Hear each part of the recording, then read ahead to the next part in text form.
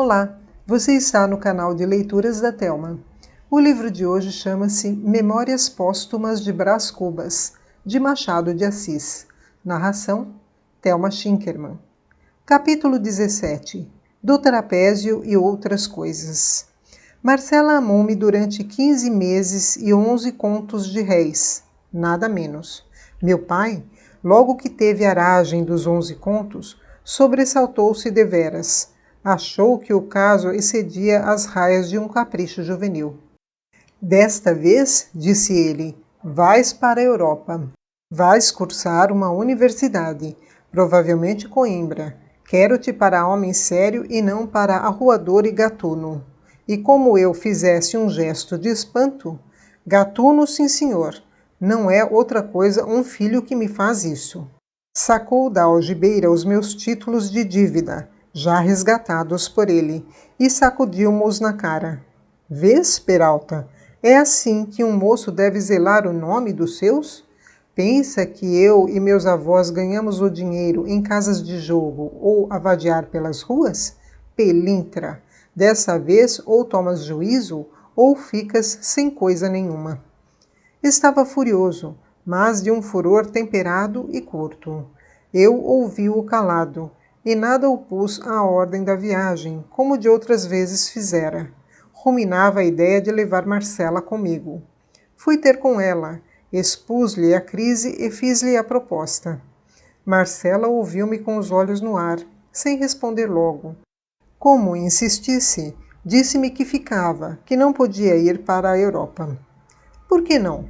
Não posso, disse ela com ar dolente. Não posso ir respirar aqueles ares enquanto me lembrar de meu pobre pai, morto por Napoleão. Qual deles, o hortelão ou o advogado? Marcela franziu a testa, cantarolou uma seguidilha entre dentes. Depois, queixou-se do calor e mandou vir um copo de aluá. Trouxe-lhe a mucama, numa salva de prata, que fazia parte dos meus 11 contos. Marcela ofereceu-me polidamente o refresco. Minha resposta foi dar com a mão no copo e na salva. Entornou-se-lhe o líquido no regaço. A preta deu um grito. Eu bradei-lhe que fosse embora. Ficando a sós, derramei todo o desespero de meu coração. Disse-lhe que ela era um monstro, que jamais me tivera amor, que me deixara descer a tudo, sem ter ao menos a desculpa da sinceridade. Chamei-lhe muitos nomes feios, fazendo muitos gestos descompostos.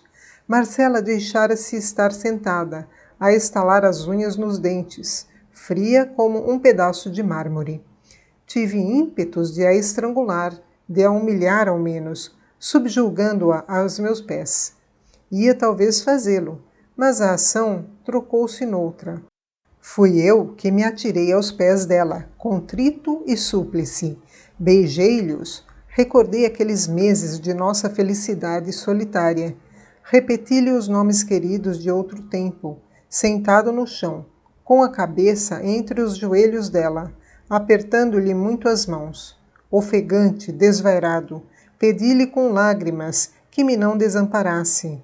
Marcela esteve alguns instantes a olhar para mim, calados ambos, até que brandamente me desviou e, com um ar enfastiado, não me aborreça, disse. Levantou-se, sacudiu o vestido, ainda molhado, e caminhou para a alcova. Não, bradei eu, não hás de entrar. Não quero... Ia a lançar-lhe as mãos. Era tarde. Ela entrara e fechara-se. Saí desatinado. Gastei 2 mortais horas a vaguear pelos bairros mais excêntricos e desertos, onde fosse difícil dar comigo. Ia mastigando o meu desespero, com uma espécie de gula mórbida. Evocava os dias, as horas, os instantes de delírio, e ora me comprazia em crer que eles eram eternos, que tudo aquilo era um pesadelo. Ora, enganando-me a mim mesmo, tentava rejeitá-los de mim, como um fardo inútil. Então, resolvia embarcar imediatamente para cortar a minha vida em 2 metades, e deleitava-me com a ideia de que Marcela, sabendo da partida, ficaria ralada de saudades e remorsos. Que ela amara-me a tonta, devia de sentir alguma coisa, uma lembrança qualquer, como do alferes Duarte. Nisto, o dente do ciúme enterrava-se-me no coração. Toda a natureza bradava que era preciso levar Marcela comigo. Por força, dizia eu, ferindo o ar com uma punhada. Enfim, tive uma ideia salvadora. Ah, trapézio dos meus pecados, trapézio das concepções abstrusas. A ideia salvadora trabalhou nele, como a de um emplasto. Abre parênteses, capítulo 2. Fecha parênteses. Era nada menos que fasciná-la muito, deslumbrá-la, arrastá-la. Lembrou-me de pedir-lhe por um meio mais concreto do que a súplica. Não medi as consequências. Recorri a um derradeiro empréstimo. Fui à Rua dos Ourives, comprei a melhor joia da cidade, 3 diamantes grandes, encastoados num pente de marfim. Corri à casa de Marcela.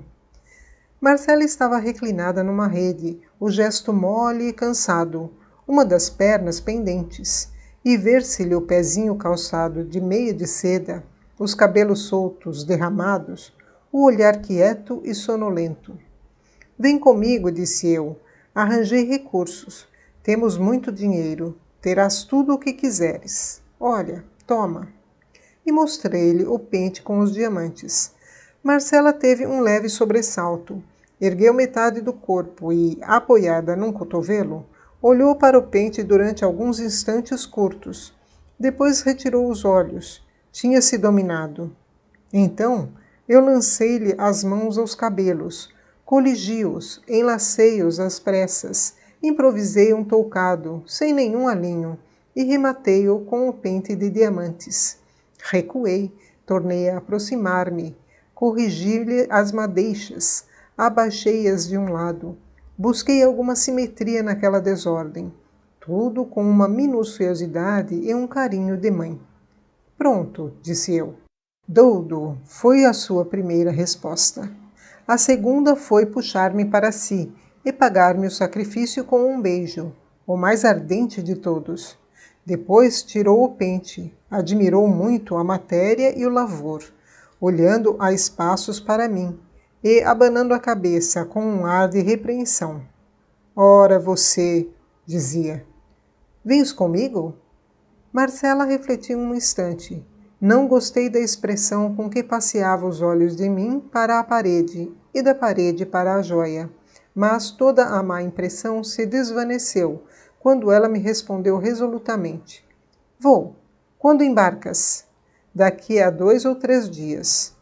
Vou. Agradeci-lhe de joelhos. Tinha achado a minha Marcela dos primeiros dias e disse-lhe. Ela sorriu e foi guardar a joia enquanto eu descia a escada. Capítulo 18. Visão do corredor. No fim da escada, ao fundo do corredor escuro, parei alguns instantes para respirar, apalpar-me, convocar as ideias dispersas, reaver-me, enfim, no meio de tantas sensações profundas e contrárias. Achava-me feliz. Certo é que os diamantes corrompiam-me um pouco a felicidade, mas não é menos certo que uma dama bonita pode muito bem amar os gregos e os seus presentes. E depois eu confiava na minha boa Marcela. Podia ter defeitos, mas amava-me. Um anjo, murmurei, olhando para o teto do corredor. E aí, como um escárnio, vi o olhar de Marcela. Aquele olhar que pouco antes me dera uma sombra de desconfiança, o qual chispava em cima de um nariz, que era ao mesmo tempo o nariz de Bacbará e o meu. Pobre namorado das 1001 noites, vi-te ali mesmo correr atrás da mulher do vizir, ao longo da galeria, ela a acenar-te com a posse, tu a correr, a correr, a correr, até a alameda comprida, donde saíste à rua, onde todos os correeiros te apuparam e desancaram. Então, pareceu-me que o corredor de Marcela era a alameda e que a rua era a de Bagdá. Com efeito, Olhando para a porta, vi na calçada 3 dos correeiros, um de batina, outro de libré, outro a paisana, os quais todos 3 entraram no corredor. Tomaram-me pelos braços, meteram-me numa sege, meu pai à direita, meu tio cônego à esquerda, o da libré na boleia, e lá me levaram à casa do intendente de polícia, donde fui transportado a uma galera que devia seguir para Lisboa. Imaginem se resisti, mas toda a resistência era inútil. 3 dias depois, segui barra fora, abatido e mudo. Não chorava sequer. Tinha uma ideia fixa. Malditas ideias fixas. A dessa ocasião era dar um mergulho no oceano, repetindo o nome de Marcela. Capítulo 19. A bordo. Éramos 11 passageiros, um homem doido, acompanhado pela mulher, 2 rapazes que iam a passeio, 4 comerciantes e 2 criados. Meu pai recomendou-me a todos, começando pelo capitão do navio, que, aliás, tinha muito que cuidar de si, porque, além do mais, levava a mulher tísica em último grau. Não sei se o capitão suspeitou alguma coisa do meu fúnebre projeto ou se meu pai o pôs de sobreaviso. Sei que não me tirava os olhos de cima, chamava-me para toda parte. Quando não podia estar comigo, levava-me para a mulher.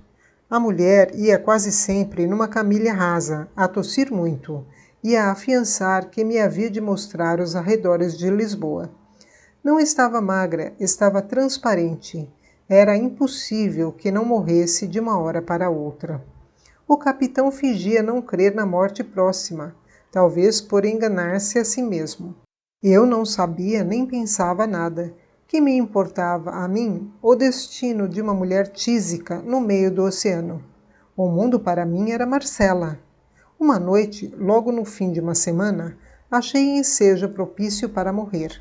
Subi cauteloso, mas encontrei o capitão, que junto à amurada tinha os olhos fitos no horizonte.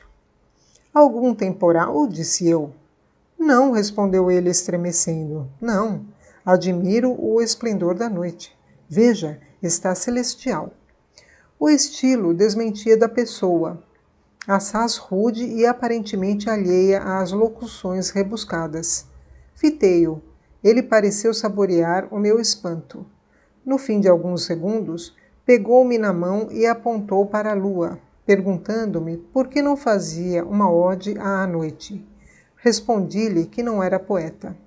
O capitão rosnou alguma coisa, deu 2 passos, meteu a mão no bolso, sacou um pedaço de papel muito amarrotado. Depois, à luz de uma lanterna, leu uma ode horaciana sobre a liberdade da vida marítima. Eram versos dele. Que tal? Não me lembra o que lhe disse. Lembra-me que ele me apertou a mão com muita força e muitos agradecimentos. Logo depois, recitou-me 2 sonetos. Ia recitar-me outro quando o vieram chamar da parte da mulher. Lá vou, disse ele, e recitou-me o 3º soneto com pausa, com amor. Fiquei só, mas a musa do capitão varrera-me do espírito os pensamentos maus. Preferi dormir, que é um modo interino de morrer. No dia seguinte, acordamos debaixo de um temporal, que meteu medo a toda a gente, menos ao doido. Esse entrou a dar pulos, a dizer que a filha o mandava buscar, numa berlinda. A morte de uma filha fora a causa da loucura.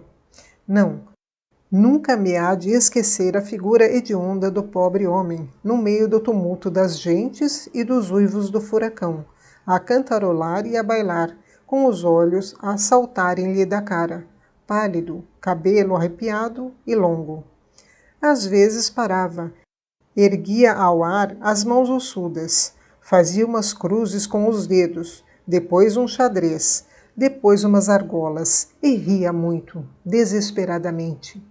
A mulher não podia já cuidar dele, entregue ao terror da morte. Rezava por si mesma a todos os santos do céu. Enfim, a tempestade amainou. Confesso que foi uma diversão excelente à tempestade do meu coração. Eu, que meditava ir ter com a morte, não ousei fitá-la quando ela veio ter comigo.